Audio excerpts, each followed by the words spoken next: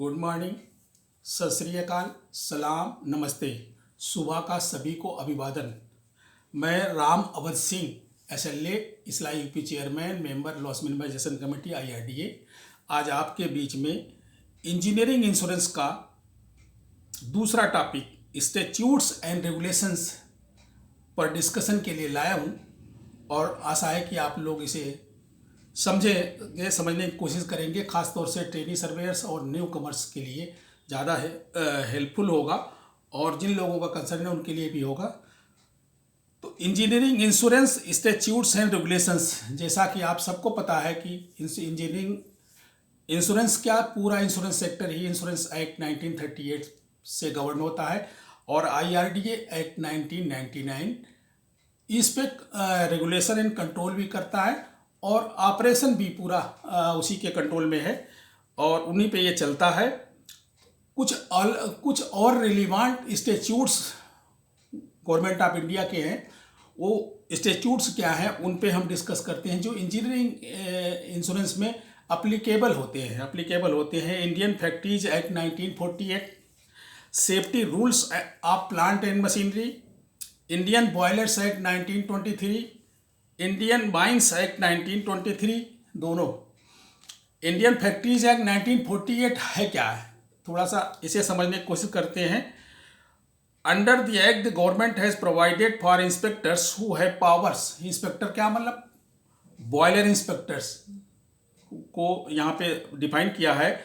वो क्या कर सकता है, वो enter any factory, make examination of plant and machinery, request for any prescribed information, आपकी कंपनी से कोई भी इंफॉर्मेशन ले सकता है। Even call for on spot और otherwise statement of any person, जो भी पर्सन वहाँ काम कर रहे हैं, जो वहाँ इंजीनियर लगे हुए हैं, उनसे भी कोई भी इंफॉर्मेशन कॉल कर सकता है। और वो रिलेटेड टू द बॉयलर्स उसमें भी, और इंडस्ट्री के विषय में, प्लांट एंड मशीनरी के किसी के विषय में बात कर सकता है, कह सकता है, सुन सकता है, पूछ सकता है और इंक्वायरी कर सकता है।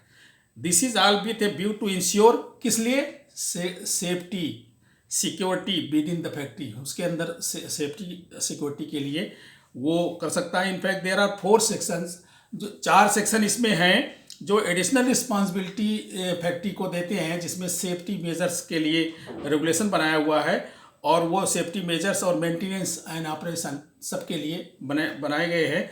Provisions are applicable only to industrial units, ये इंडस्ट्रियल यूनिट के लिए अप्लीकेबल हैं। और जो फैक्ट्री एक्ट में आते हैं, फैक्ट्री की परिभाषा आप समझो, फैक्ट्री जिसमें 10 या 10 से ज़्यादा लोग काम कर रहे हैं, 10 या 10 से ज़्यादा लोग काम कर रहे हैं, और वो चाहे मशीन पे काम कर रहे हैं, चाहे वैसे ही मैनुअल काम कर रहे हैं, उनमें है। और ये स्टैट्यूट बोलता क्या है, फैक्ट्री क्या है, as any premises including precinct thereof where 10 or more workers are working or were working on the day of preceding 12 months and in any part of his manufacturing process is being carried on with or without the aid of power is ordinarily carried on। Power का use कर रहे हैं, machine का use कर रहे हैं, नहीं कर रहे हैं, वैसे भी काम कर रहे हैं, तो वो फैक्ट्री में आते हैं। फैक्ट्री के safety rules of plant and machinery है। Rules of hoist and lift, hoist का मतलब जो ऊंचा कर देते हैं, ये सिस्टम बनाया हुआ है।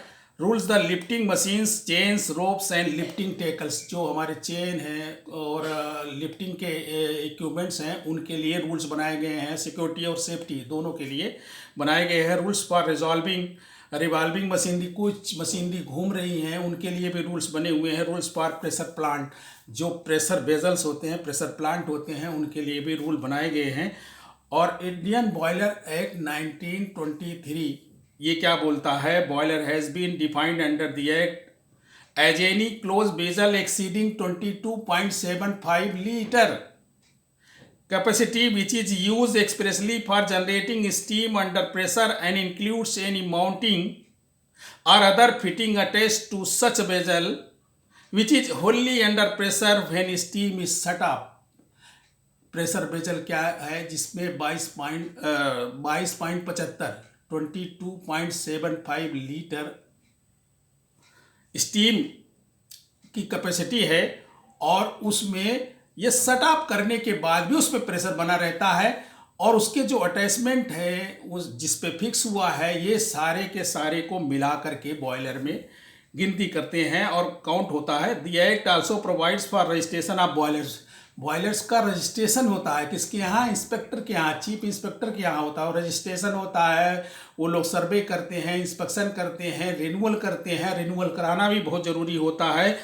और जो इंस्पेक्शन है उसको, इंस्पेक्शन में क्या इंक्लूड किया हुआ है? एग्जामिनेशन ऑफ कोरोजन, जंग का एग्जामिनेशन करते हैं। एग्जामिनेशन ऑफ सीम, छिद्र, वो छोटे छोटे पिन से जो चेक किए जाते हैं। Sign of any leakage as well.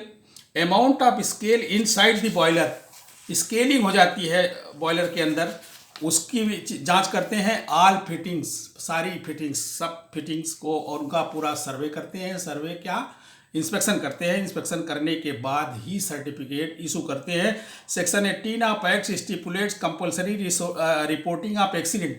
अगर कोई भी एक्सीडेंट होता है, सबसे पहली information chief inspector of boilers को ही जाती है। अब माइंस एक्ट में आते हैं। ये माइंस एक्ट 1952 क्या है? The basic objective of this act is ensure safety के लिए माइंस अंदर होती हैं और काम करने, और थोड़ा रिस्की काम है, इसलिए safety and security in mines the act ensures these through active supervision of inspectors and other officials. जो उसके इंस्पेक्टर्स हैं और ऑफिशियल्स हैं, इंस्पेक्ट करते हैं माइंस के, उनको वो जो है ना, वो लोग ये इंश्योर करते हैं सेफ्टी और सिक्योरिटी के लिए, सब के लिए, मैन पावर के लिए भी और आसपास में रहने वाले। वो एक शब्द आया था प्रिसिंक्ट्स, मतलब आसपास, वो पड़ोस का भी मामला आता है। और mines refer to any excavation. Mines हैं क्या? किसको माइंस कह सकते हैं? जहाँ पे all boring, boreholes, oil wells, oil के कुएं जो है, all shafts adjacent belonging to a mine whether in the course of being sunk or not, डूबे हुए हैं या नहीं डूबे हुए हैं, जो शाफ्ट लगे हुए हैं। All levels and incline planes in the course of being driven, जो ड्राइव किए जा रहे हैं और इंक्लाइंड प्लेन्स हैं। All open cast workings, open cast working जो होती हैं वो भी इसमें इंक्लूड होते हैं। ऑल कन्वेयर्स, एरियल रोपवेज, जो रोपवेज हैं, कन्वेयर्स है जिसपे ये माल को ट्रांसफ़र करते हैं। All adits, machinery works, railway, tramway, siding, trams अंदर भी चलती हैं उनमें। एडजेसेंट बिलोंगिंग टू माइन, जो माइन से बिलोंग करते हैं, ये सब माइंस में ही आते हैं। All workshop situated within the premises precincts are under the same management and used solely for the purpose connected with that mine or number of mines under the same management। बाहर भी जो हो रहे हैं उसी management के द्वारा हो रहे हैं, उसी के लिए हो रहे हैं, तो वो भी माइंस में ही गिने जाएंगे। All power stations for supplying electricity solely for purpose of working mine, number of mines under the same management. Same management में जो भी काम हो रहा है, इलेक्ट्रिसिटी जो उससे सप्लाई दे रही है, जो पावर हाउस काम कर रहे हैं, वो अलग से सेपरेट देते हैं। वहाँ पे पावर, मतलब इंटरप्शन फ्री पावर दी जाती है। अब आपने इंस्टीट्यूट में देखा, IRD एक्ट था, इंश्योरेंस एक्ट था, फैक्ट्री एक्ट 1948 था, माइंस एक्ट आपने समझ लिया, माइंस एक्ट, और बॉयलर एक्ट भी है। और वो बॉयलर एक्ट के इंडियन बॉयलर एक्ट 1923, उस पर भी समझा। और ये इंजीनियरिंग इंश्योरेंस का बिजनेस जो है, डी टैरिफिंग से पहले TAC कंट्रोल करती थी। टैरिफ एडवाइजरी कमेटी है, गवर्नमेंट ऑफ इंडिया और IRDA ने बनाए थे, और उन्होंने रूल्स रेगुलेशन बनाए थे ऑपरेशन के लिए, बीमा करने के लिए, और बीमे में मतलब कवरेज क्या देना है, कैसे देना है, क्या रेटिंग है, ये सब वो कंट्रोल करते थे। और उसको सभी इंश्योरेंस कंपनियों को फॉलो करना पड़ता था, लेकिन वो डी टैरिफ हो गए हैं। अभी आप IRDA के रूल्स रेगुलेशंस के हिसाब से ही जो है ना, हमें इंश्योरेंस उसका होना है, उसका क्लेम भी उसी हिसाब से जाना है। The process of liberalization necessitated detariffing of business as a first step toward total tariff free regime. Total tariff free regime, IRDA decided to abolish rating tables from the tariff, but the policy wordings are to be used by all general insurance companies until further directions। जो भी जो policy wordings हैं वो PPTAC की जो directions हैं उसमें से लिए जाएंगे। Any variation in these wordings have to be filed by the insurance to for approval of IRDA। जो फाइल एंड यूज आजकल चल रहा है, फाइल एंड यूज करके IRDA को इन्फॉर्मेशन देंगे कि वो क्या वर्डिंग यूज कर रहे हैं और वो वर्डिंग एक्सेप्टेबल है IRDA को नहीं, वो फाइल एंड यूज के माध्यम से करेंगे। और मैं दोस्तों आपके बीच में संक्षेप में थोड़ा सा इसके विषय में, स्टैट्यूट्स के विषय में बताया जो इसमें एप्लीकेबल है। इसके अलावा और भी स्टैट्यूट्स एप्लीकेबल होते हैं जो इंश्योरेंस से नहीं भी रिलेटेड हैं, तो भी जहां उनकी ज़रूरत पड़ती है उनको यहाँ यूज़ किया जाता है, तो यूज़ करते हैं। और संक्षेप में एक बार हम जो ना इंडियन फैक्ट्रीज एक्ट 1948 पढ़ा समझा, और IRDA एक्ट है, इंश्योरेंस एक्ट है, और ये भी देखा बॉयलर इंस्पेक्टर क्या करते हैं, बॉयलर चीफ बॉयलर इंस्पेक्टर क्या करते हैं। बॉयलर इंस्पेक्टर एंट्री उनकी किसी भी कंपनी में ऐसी ही परमिटेड है, और एग्जामिनेशन ऑफ प्लांट मशीनरी का करते हैं, रिक्वेस्ट करते हैं, रिक्वेस्ट भी कर सकते हैं, किसी से कुछ भी ले सकते हैं, इंफॉर्मेशन मांग सकते हैं, स्टेटमेंट ले सकते हैं। किसके लिए? Safety and security, plant machinery और जो भी है चीज़ें वो उनको उनकी जानकारी ले लेंगे। Boiler should be registered before use. कोई भी बॉयलर है उसकी रजिस्ट्री होती है। रजिस्ट्रार कौन है? यही inspector, chief inspector of boiler यही करता है, इन्हें यही रिन्यूअल करते हैं, और इनके रिन्यूअल के बाद ही वो बॉयलर जो है ना, और उनका सर्वे होता है, इंस्पेक्शन होता है और उसको कंफर्म करते हैं, उसके बाद ही जाता है। माइंस एक्ट के विषय में आपने समझा, ऑडिट टैरिफ में समझा। मैं समझता हूँ कि आप लोगों को जनरल आइडिया तो कम से कम हो ही गया होगा। इन्हीं शब्दों के साथ मैं आप सबसे विदा लूँगा। दोस्तों, इंजीनियरिंग इंश्योरेंस में तो मेरा इंटरेस्ट इसलिए जागा क्योंकि मैंने 10 साल इंजीनियरिंग इंडस्ट्री में काम किया। Machine shop, tool room, fabrication shop से लेकर के जो है ना असेंबली, टेस्टिंग, और मैंने प्रोसेस इंडस्ट्री के इंस्टॉलेशंस में भी काम किया, मेंटेनेंस में काम किया, प्रोसेस इंडस्ट्री के मैनेजर तक पहुंचा था। उसके बाद मैं सर्वेयर बन गया।